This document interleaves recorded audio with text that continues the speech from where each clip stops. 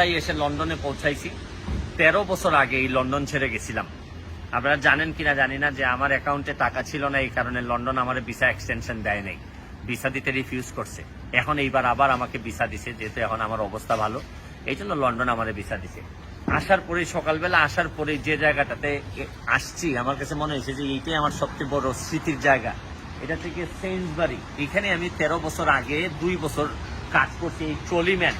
আপনারা অনেকেই জানেন যে আমি বিভিন্ন আমার জীবনের গল্পতে বলছি যে এইভাবে আমি এই ট্রলিগুলো টানতাম, ট্রলিগুলো টেনে টেনে এখানে এনে রাখতাম, এই জায়গাতে এনে এইভাবে আসতাম না, যে ট্রলির একসাথে বেল্টে বেঁধে আমি ওই উপর থেকে নিয়ে আসতাম। আর এই ট্রলিগুলোই কিন্তু নিয়ে মানুষ এই দোকানের ভিতর ঢুকে। এদিকে আসুন, এদিকে আসুন। এই ট্রলিগুলারে এখানে এদিক দিয়ে লিফটে করে উপর থেকে ট্রলিগুলা নিয়ে আসতাম, নিয়ে এসে আপনার এগুলা মানুষকে দিতাম। এখান থেকে এইটাই ছিল আমার কাজ। এবং আরেকটা কাজ ছিল হচ্ছে কি এইদিকে চেক আউটে। চেক আউট বলতে হচ্ছে কি আমি আবার ওই যে মানুষের কাছ থেকে টাকাও নিতাম, যে ওই যে মাল বিক্রি করে। তো যেহেতু এইটাতে একটু টাকা বেশি, 6 pound something, 6.5 pound something per hour, প্রতি ঘন্টায় দিত। এটা আমার এখান থেকে দিতাম। আচ্ছা, আমি আপনার ভিতরে একটু দেখাই আপনাদেরকে।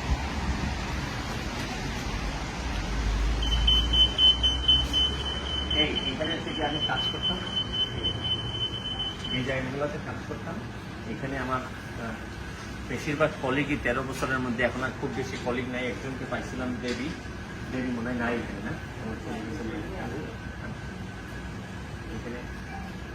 এখানে এই চেক আউটগুলোতে কাজ করতাম, আমি এখানে কাজ করতাম। ভিতরে অনেক জিনিস আছে যেগুলো হয়তো গেলে আপনাদেরকে দেখাইতে পারতাম। একটা second.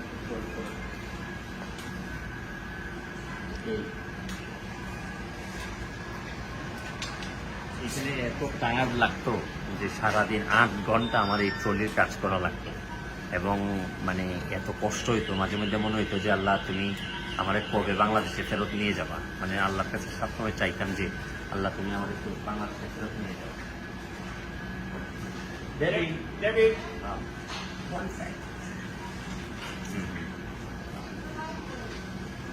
Okay, yeah, do it, yeah. So, আমার একজন কলিগ পাইছি যে 13 বছর আগে ছিল, এখনো সে আছে, দেবী নামটা। তো চাচ্ছিলাম যে তার কথাটা একটু শোনাইতে। সে যেহেতু কাজে ব্যস্ত, এখানে তো আপনারা জানেন যে মানুষ খুবই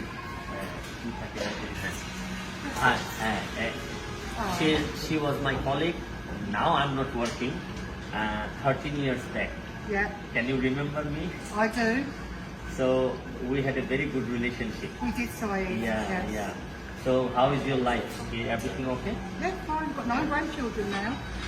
Sorry? I've got 9 grandchildren. Nine. Wow, you're a happy family then. Yeah. So you are invited to our country in Bangladesh. Am I? Even whenever you want to. I haven't got a passport yet. It's run out. Okay, pray for us, pray for my country. Okay, yeah. Okay? Yeah. Thank you. Right, Thank see you. you guys. Thank you. Wow. Thank you. Thank you. Thank you. Nice Okay. to see you. Yeah, you. I'll come and say goodbye before we come back. Yeah, okay. We go Thank back you. there. Thank you. All right. Okay. I'll Thank see you, you. Debbie. Saeed. Thank you. Bye. Thank you.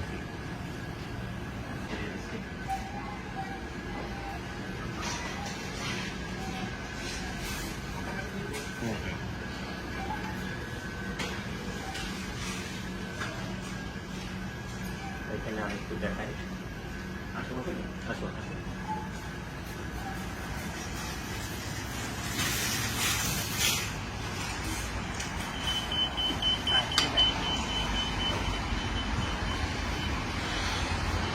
এই আমার জীবনের কঠিনতম সময়গুলো আমি এই জায়গায় পার করছি। কিন্তু আজকের এই ভিডিওটা করার কারণ হচ্ছে কি, যে আমার ওই সময়ই স্বপ্ন ছিল যে আজকে ট্রলি ফেললেও আমি একদিন হয়তো আমি আমার নিজের দেশে গিয়ে মানুষকে সেবা করার কিছু না কিছু সুযোগ পাবো। আর নিজের দেশের মানুষের সামনে এই জীবনে কিছু করতে চাই, বড় যদি হইতে হয় নিজের দেশেই বড় হইতে চাই, অন্য দেশের মানুষকে সেবা দিতে চাই না। এটা আমার ছোটবেলা থেকেই, বা এইখানে যখন ছিলাম তখন অনেক সুযোগ ছিল যে এই দেশে থেকে যাওয়ার, কিন্তু আমার কখনো মনে হয় নাই যে আমার দেশ আমার অনেক কিছু দিছে, আমাকে ব্যারিস্টার বানাইছে, আমার দেশ আমাকে পড়াশোনা করাইছে। এই জন্য আমি কখনোই চিন্তা করি না এই দেশে থাকবো। তো আমি আজকের এই ভিডিও থেকে বিদায় নিব। আপনাদেরকে মানে নেমেই আমার যে স্মৃতিকাতর যে জায়গাগুলা, এই ট্রলির উপরেই আমার আপনারা বলতে পারেন যে আমার যে 16,000 পাউন্ড লাগছিল আমার বার এটলো করার জন্য, ব্যারিস্টার হওয়ার জন্য, এই 16,000 পাউন্ডই প্রায় আমি এই ট্রলি থেকেই তুলছি।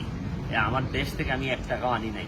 এখন যারা আপনারা বাংলাদেশ থেকে 20-30,000 ডলার বা পাউন্ড করে আনতেছেন, তারা জানেন যে এই টাকাটা ফেরত দিতে কত কষ্ট হবে। কিন্তু আমি একটা কাজ করছিলাম, লন্ডনে আসছিলাম ঠিকই, কিন্তু বাংলাদেশ থেকে কোনো টাকা আনি নাই।